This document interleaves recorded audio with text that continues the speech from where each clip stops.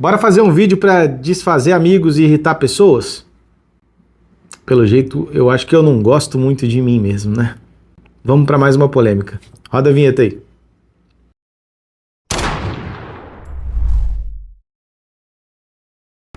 Hoje é dia 14 de fevereiro de 2025, sexta-feira, eu tô gravando esse vídeo agora na parte da manhã. E ontem à noite eu fiquei sabendo, através do vídeo do Gosto de Armas, lá do GA, que principal indústria de armas brasileira processou o principal ativista a favor das armas no Brasil, coisa mais maluca da face da terra, e perdeu, né? Perdeu o processo. E hoje eu abri uma caixinha de perguntas no Instagram e estava todo mundo me pedindo para comentar sobre isso. Eu acordei de manhã, conversei com a minha esposa, falando sobre a importância de falar sobre esse assunto, independente das consequências, porque eu acho que já está na hora mesmo. Eu acho que esse caso poderia muito bem servir como um turning point. Então esse vídeo eu vou tentar fazer da forma mais respeitosa possível com ambas as partes. E eu vou tentar fazer esse vídeo sem destruir o networking que eu construí com alguns diretores da indústria nacional nos últimos anos. E embora eu não ganhe absolutamente nada deles, eu não sou patrocinado.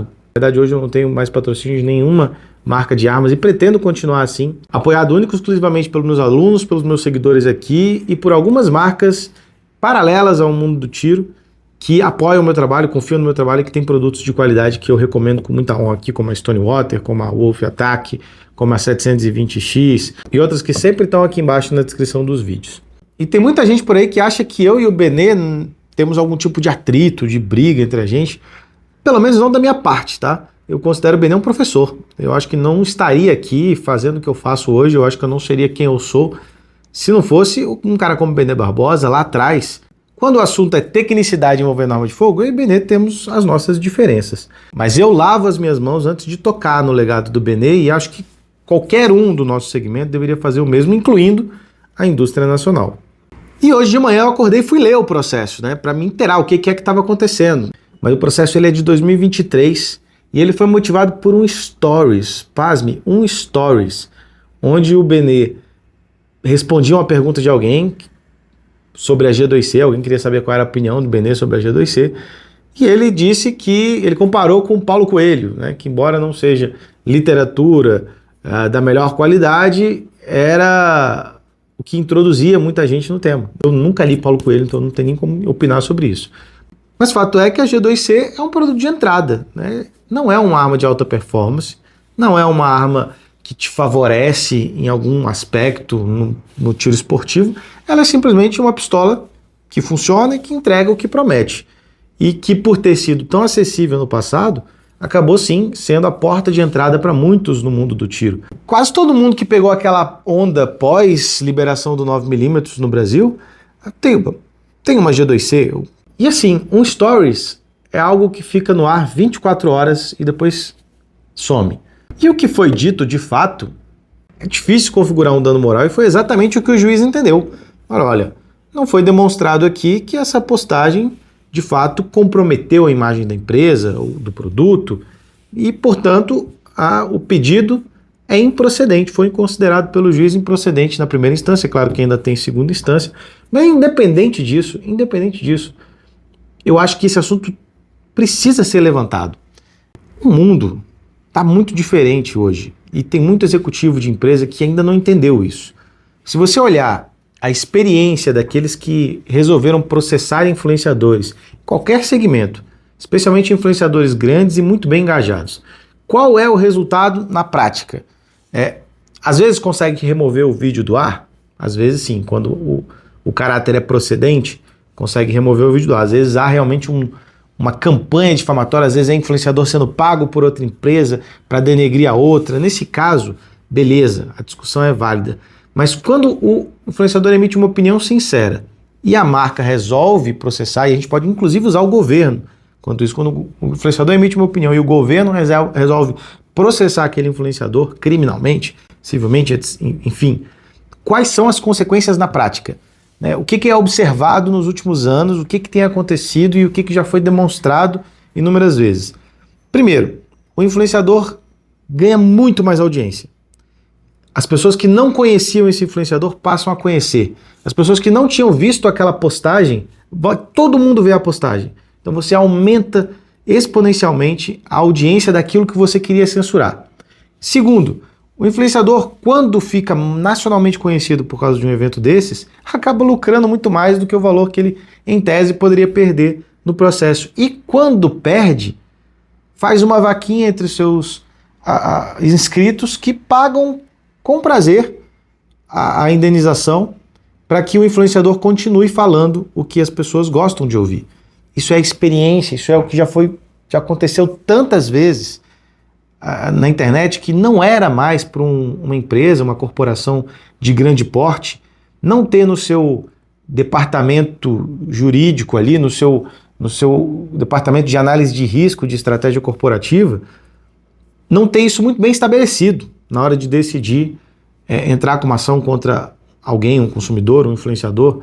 Eu entendo que marcas podem ser feridas por opiniões proferidas na internet, e eu entendo também que a internet não é terra sem lei, né? Você tem a liberdade de expressão, mas você não pode cometer crimes. Agora, quando você lê o processo, que é público, do Benê, dá a impressão de que houve apenas e tão somente uma que muitos chamam de assédio judicial. Eu vou dar uma dor de cabeça para a pessoa, a ação é uma ação de R$50 mil. R$50 mil hoje em dia não resolve a vida de ninguém, menos ainda de uma indústria como do porte da nossa indústria nacional aqui. E talvez com isso a empresa espera minimizar os ataques que ela recebe nas redes sociais. Talvez essa tenha sido a ideia.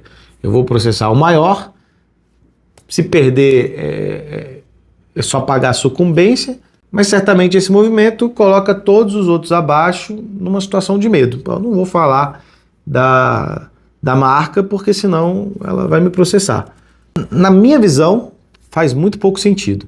E eu vou explicar por quê. Na posição de influenciador, na posição de produtor de conteúdo, ainda mais atuando nas redes sociais com os algoritmos que existem, a gente tem que ficar produzindo conteúdo o tempo inteiro.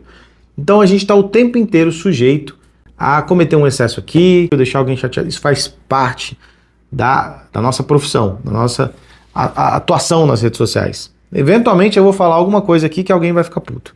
Só que rede social, cara, é aquilo, é do dia, é o que você tá falando no dia. Amanhã ninguém mais lembra do que você falou, você já estava em outro assunto. A rede social, a internet tem essa característica. As coisas acontecem e elas já passam e já esquecem e já está acontecendo outra coisa nova. Agora, se tem uma coisa que perpetua um assunto, é um processo judicial. Porque ele vai ficar rolando, hein? A justiça é muito mais lenta. Vai ter decisão em primeira instância, segunda instância, e muita gente vai falar sobre isso, e outros influenciadores vão falar sobre isso, e quando sair o resultado vai ter um monte de influenciador falando sobre o mesmo assunto. Então, hoje em dia, com a dinâmica da internet, uma corporação só deve pensar em processar um consumidor ou um influenciador. Não estou falando nem de influenciador grande aqui, não. Às vezes um consumidor, por causa de um processo, faz um vídeo e viraliza. Essa é uma característica do fenômeno da internet.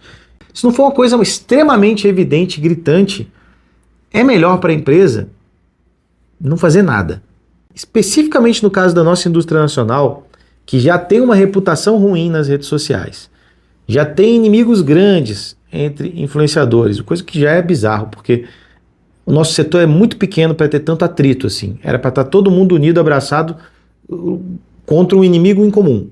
Mas a nossa indústria nacional vem há anos tentando limpar um histórico ruim. E vem fazendo isso de uma forma muito competente, na minha opinião. Os produtos estão ficando cada vez melhores, há cada vez mais consumidores satisfeitos com a marca, que vestem a camisa e que defendem os produtos, que têm orgulho dos produtos que têm. Foi o vídeo mais famoso que eu tenho aqui no canal até hoje, mais visto, é o vídeo de eu pegando a G2C e atirando a 60 metros. E nesse vídeo eu falo, olha, não gosto dessa arma, mas tá aqui, ó, dá para fazer. A arma não pode ser desculpa para você. Esse vídeo deixou um monte de dono de G2C empolgado, entusiasmado, né? Falando, pô, então é só eu treinar. E isso foi exatamente esse resultado que eu queria causar. No mesmo vídeo você vai ver pessoas lá que vão me xingar porque eu falei que eu não gostava da arma que ele tinha. E aí quando eu venho aqui na internet, dar a minha opinião sincera de que o calibre 38 TPC é uma boa ideia, de que eu estou adotando para minha defesa pessoal o calibre, eu recebo um monte de porrada de pessoas que falam, você tá ganhando, você tá recebendo, você não sei o que, desonesto, pipi, popó. E aí eu pergunto, qual é o incentivo para um instrutor de tiro, um influenciador, alguém isento, vir à internet hoje defender um produto da indústria nacional? Qual é o incentivo hoje? Quando eles adotam esse tipo de estratégia corporativa de processar amigos nossos, qual é o incentivo que eu tenho? Para falar bem ou para falar mal? Eu posso não falar bem do produto, porque senão eu vou ter hate da minha audiência, que está com raiva da empresa, porque a empresa processou o influenciador preferido delas. E se eu falar mal, corre o risco de eu próprio ser o processado. Qual é a lógica de tentar uma aproximação com pessoas, com ativistas, com atletas, com influenciadores, como a indústria vem fazendo, se por outro lado, outro departamento da empresa está com essa estratégia que diretamente impacta na nossa produção de conteúdo?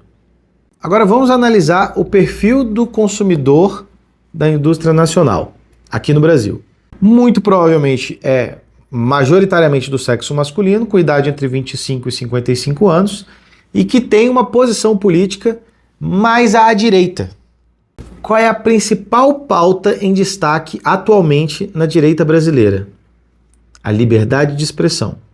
E aí uma marca que tem esse perfil de cliente adota como estratégia corporativa um corpo jurídico que vai monitorar as redes sociais e processar aqueles que estão falando mal dos seus produtos, ainda que seja de forma tão sutil, até mesmo quando é uma opinião pessoal, dentro de um contexto bobo ou de uma piada, como aconteceu com o canhoto armamentista, que recebeu uma notificação extrajudicial não muito tempo atrás, porque fez uma piada com o 38TPC. Uma piadinha absolutamente inocente.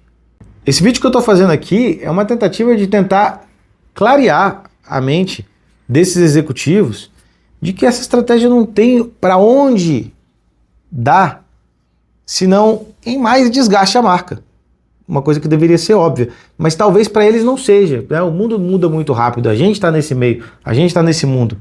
Para alguns, dentro do corre-corre da vida corporativa, especialmente aqueles que têm um legado maior, fica difícil compreender as mudanças rápidas que estão acontecendo na nossa sociedade. A justiça, em muito pouco tempo, na minha opinião, e aí é uma opinião política e ideológica, a justiça vai ficar obsoleta. Hoje em dia as pessoas têm muito mais medo de um cancelamento virtual, inclusive as marcas, do que de um processo na justiça. Um processo na justiça não causa o mesmo dano, não tem a capacidade de causar o mesmo dano de forma tão rápida quanto um cancelamento virtual. Existem empresas hoje que têm departamentos próprios para tentar evitar que isso aconteça. A comunidade do tiro brasileira é um ovinho desse tamanho comparado com a população brasileira. A gente nem tem capacidade de promover um cancelamento. E nem acho que é o caso. Eu acho que, de fato, eu sinto do fundo do meu coração. Esse momento é momento de união de todo mundo. Todo mundo deveria estar abraçado, de mãos dadas, para tentar sobreviver junto, agarrado um no outro. É mais difícil da gente se afogar, da gente se afundar. Mas independente disso, a nossa bolhazinha é muito pequenininha para causar um estrago. Além disso, a gente é naturalmente mais covarde pela necessidade legal de mantermos nossa idoneidade criminal. Ainda bem que no caso do Benê, a justiça prevaleceu, ou pelo menos está prevalecendo até agora. Ninguém sabe o que pode acontecer lá na frente, mas eu acho, se eu fosse algum diretor dessa marca, eu iria a público assumir que foi um erro e comunicar aos seus consumidores que a empresa está adotando uma mudança de postura. Mark Zuckerberg fez isso recentemente, o maior empresário do planeta. Então não há nenhum demérito nisso. Inclusive, ele lucrou muito com esse posicionamento. E está só no começo. O movimento pela liberdade de expressão é global. Não me parece uma boa estratégia ir na contramão disso, especialmente se o seu perfil de cliente é do espectro da direita. Então essa é a minha opinião sobre o caso. Tem muita gente que posta aqui embaixo nos comentários que mereciam um processo. Mas esse não sou eu. De verdade, eu não tô nem aí. Às vezes me irrita, mas na maioria das vezes eu me divirto com os haters. Então fiquem à vontade.